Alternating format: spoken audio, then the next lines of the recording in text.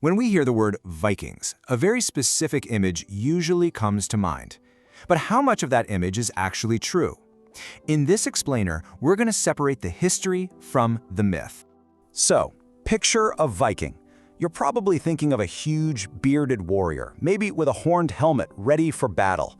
It's a powerful image, one we see all over modern culture. But what if I told you that image is almost completely wrong? The reality of who these people were is far more fascinating than the fiction. To really understand, we have to start with the most fundamental misunderstanding of all. The word Viking itself. It doesn't mean what most of us think it means. See, the common myth is that Viking was a race of people, but the reality is that it was more like a job description. It's something you did, not something you were. The Old Norse phrase was to go Viking, and it just meant going on an expedition, whether that was for raiding or for trade. The truth is, the vast majority of Norse people, the people from what we now call Scandinavia, were farmers, merchants, and artisans who never went on these voyages at all. And far from being disorganized barbarians, Norse society was actually quite advanced. They had complex legal systems and held assemblies called things to make laws and settle disputes. In fact, Iceland's Althing, founded in 930 CE, is one of the oldest parliaments in the world. Their society was highly structured, and women held more rights, like the ability to own property and even initiate divorce, than in many other parts of Europe at the time. Oh, and about those iconic horned helmets? Yeah, they're completely fake. We have no archaeological evidence they ever existed. That whole image was invented for a 19th century opera. I mean, just think about it. Horns would be a terrible idea in a real battle. So if the pop culture stereotype is wrong, who were they really? Well, their activities were incredibly diverse. They were certainly raiders, but they were also continent-spanning traders and some of the greatest explorers of their era. Now let's be clear, the raiding part of the story is very real. The events that historians point to as the start of the Viking Age is the raid on the Lindisfarne Monastery in England in 793 CE. And from a strategic point of view, you can see why.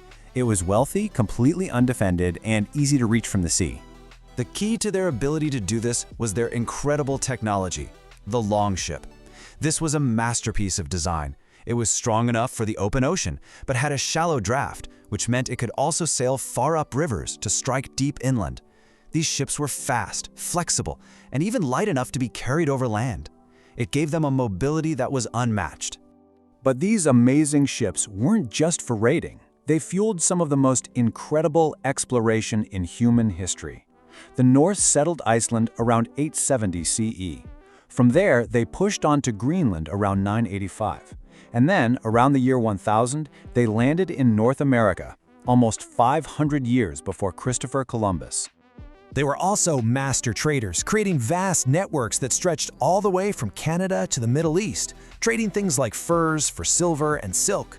And they were settlers. They founded cities like Dublin, they were granted the lands that became Normandy in France, and they helped establish the early Russian state known as the Kievan Rus. So that begs the question, why did all of this happen? Why did this period of intense expansion start when it did? It wasn't just one single cause, but really a combination of several factors all coming together. You could call it a perfect storm.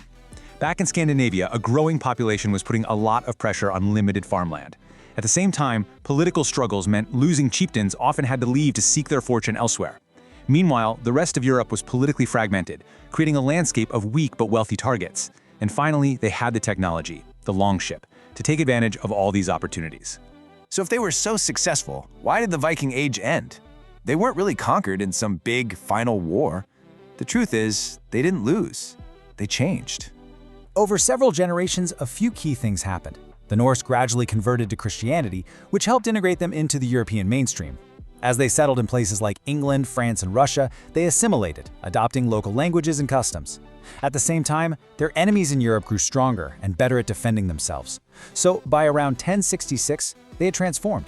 There were now the Normans of France, the Anglo-Danes of England, and the Rus of the East. Even though the Viking Age is long over, their influence is still all around us. It's woven into our language, our geography, and our culture in ways you might not even realize.